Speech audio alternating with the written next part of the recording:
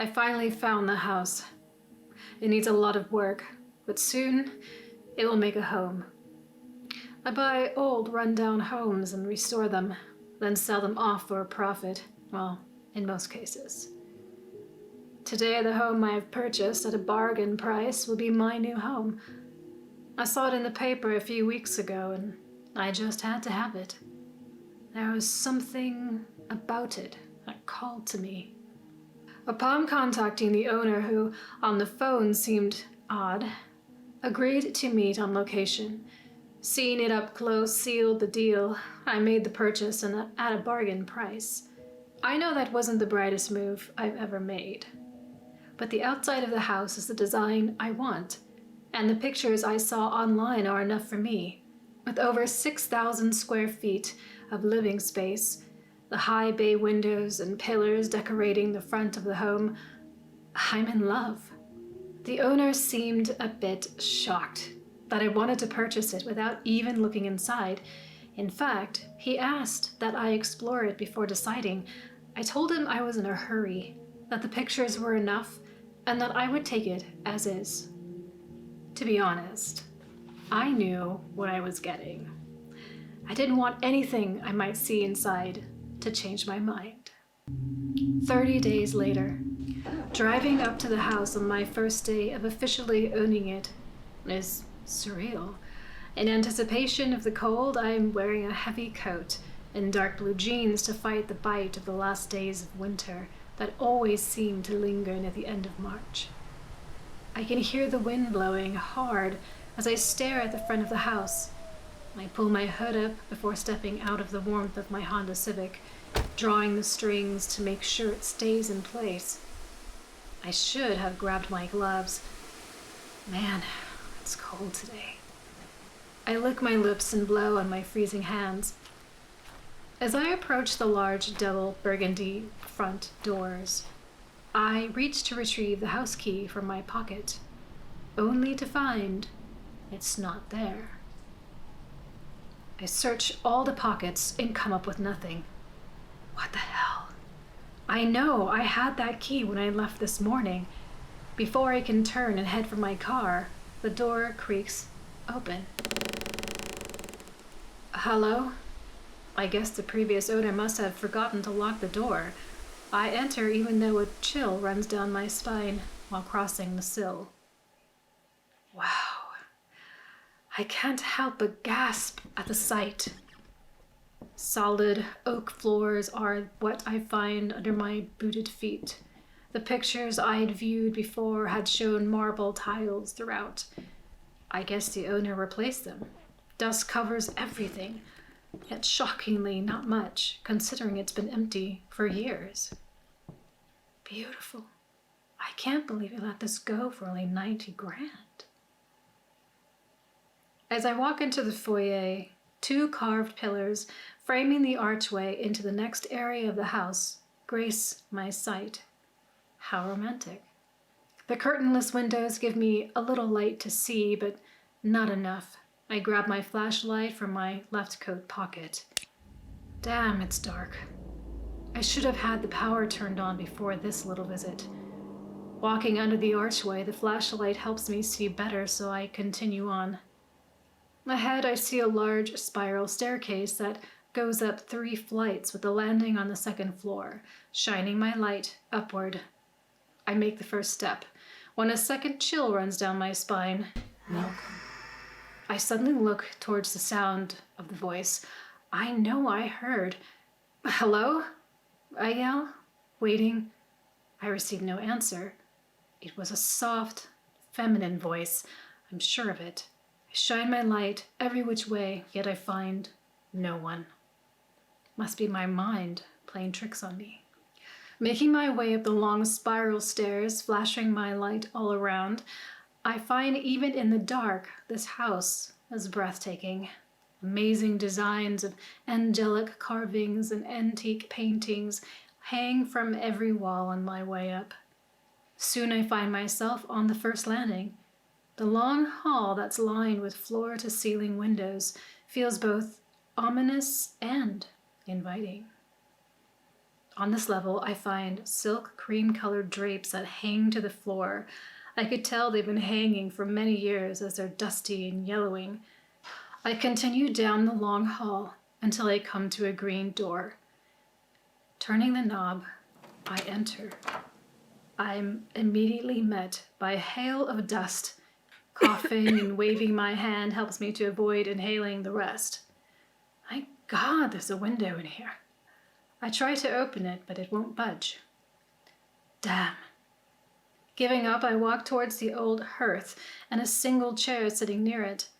I guess I know why the door was green, taking note that the entire room is the same color.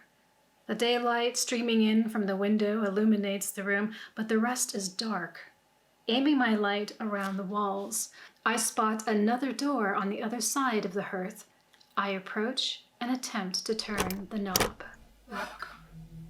Who might you be? Says the same soft, feminine voice I heard earlier. Jumping away in surprise, I dropped my flashlight, which I quickly retrieve. The voice must have come from the other side of the door. I wait and wait, but I hear nothing. I press my ear to the door. Still, I hear nothing. Stepping back, I chuckle. Did I say something funny? She asks in shock. Who are you? I ask the disembodied voice. Turning in a complete circle, I face the door again. I asked you first, if you recall. She replies in an annoyed tone. I'm Daniel Elliott, and I own this house. Excuse me, why are you here? Who are you, and where are you? Yes. A very likable name. Daniel. I'm locked in and can't leave. The doorknob jingles. Eyeing it, I step back. I'm sorry, and I'm nuts for talking to myself. I need to get out of here, now. Please, don't leave me. I have to get out before he comes back. I'm being held. How's it I can hear you as if you're inside my head? I ask, stepping closer to the door again. I'm speaking to your mind. It's odd. I know, but it's something I could always do. She says, calmer. Odd. Yeah, 'cause that's the word I'd use. Listen, I'm not doing anything until you tell me who you are. And who is he? My name's Delilah. Okay. And how did you get here, telepathic Delilah? He put me here against my will. Only you can free me, Daniel. She says. I feel hazy and out of sorts. Something's wrong. I want to open the door, to free her with no questions asked. My hand moves on its own, turning the knob. What the hell? Pulling away, I land flat on my backside. I feel overheated, my mind still hazy. I pull off my coat and sweater. Only my long-sleeved black shirt remains, but I feel a relief by lightening my burden. What did you do to me? I yell at the door. I don't know what you mean. I've done nothing. How could I? I'm trapped. She says, emotions choking her. Shaking off the odd feeling, I come to my feet. How would I get you out even if I wanted to? There's no keyhole. Not that I have a key. And what of the past owner? Is it the he who put you here? I know I should run. Everything in me says run. But what kind of person would I be? Please, Daniel. Grabbing the knob, I turn and pull. Nothing happens. Not that I'm shocked. I try again and again. I can't get it open. It's held by a force stronger than either of us. Believe me, you will never get me out by physical means. What does that mean? I ask in frustration. but you must find another way to release me. Let me think a minute. I sit in the only chair available. I try to think of what to do. So many thoughts run through my mind. Why would the previous owner sell it to me, but leave her here like this? Maybe I'm imagining it all. It's all so bizarre. Delida, this house, the owner. I really want to save her. If I had my cell, I could call for help. The only other option is to leave and come back with help. As I'm about to do just that, everything is darker. I can no longer see anything. Then, as if they have always been there, I'm surrounded by lit candles, the room all ablaze in firelight. Jumping out of the chair, I look around. The room looks the same, except for all the candles. No. The window's gone. I run over to feel the cold wall where it once was. My mind screams to find a way out. The door. It's also gone. What the hell is happening? I scream, banging both fists where the door should be. Heart racing, I turn all about the room, and there I see a woman's figure standing in the far corner, the only part of the room shrouded in shadow. I walked toward her. Delida? Her head is down, but as I get closer, I can see she is watching me. From beneath her waist-length cold black hair, she looks like silky ink. A small, pale hand reaches out to me. I don't take her hand. Something feels wrong. I step back instead. Her hand comes straight up, and she steps into the firelight. I can see her eyes now. They're black. They are as black as her hair, and as cold. Her cream-colored dress hugging her frame, yellowing, much like the curtains from the hall. Where are we? I ask, stepping further away. This isn't the same room. It can't be. I look around for a moment, my eyes coming to land back on her face. She smiles, yet it's sinister, and I know I've made a grave mistake in not running fast and far. He makes me feed, she says, stepping closer still. No, stay back, I yell, yet she continues her advance. though I love the taste of your fear.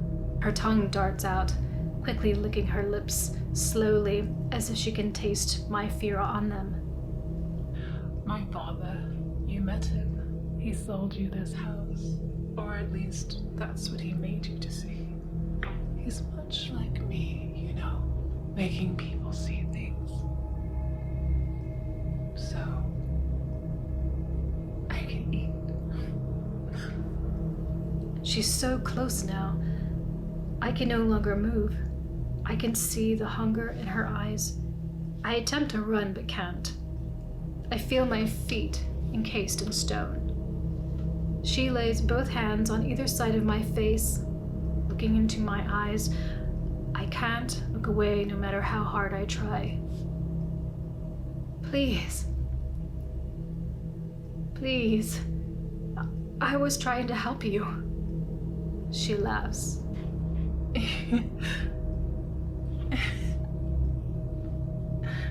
You are helping. Leaning in until I can no longer see her face. I feel something hot, like iron, cutting through my left shoulder. I grab for her hair to stop what she's doing, but to no avail. She grabs my wrist. Fire and pain follow. I can hear the sickening sound of my severed hand hitting the floor. Ripping, tearing. Now my screams only bounce off the walls. The realization that I am dying hits me as she slides me to the floor. Above, I see my blood, dripping from what looks like fangs protruding from her mouth. She slides down my body, continuing the feast. The pain is too much to bear, yet I find the strength to scream one last time. I only wanted a place to call home. to build a family. Now, I will never have it.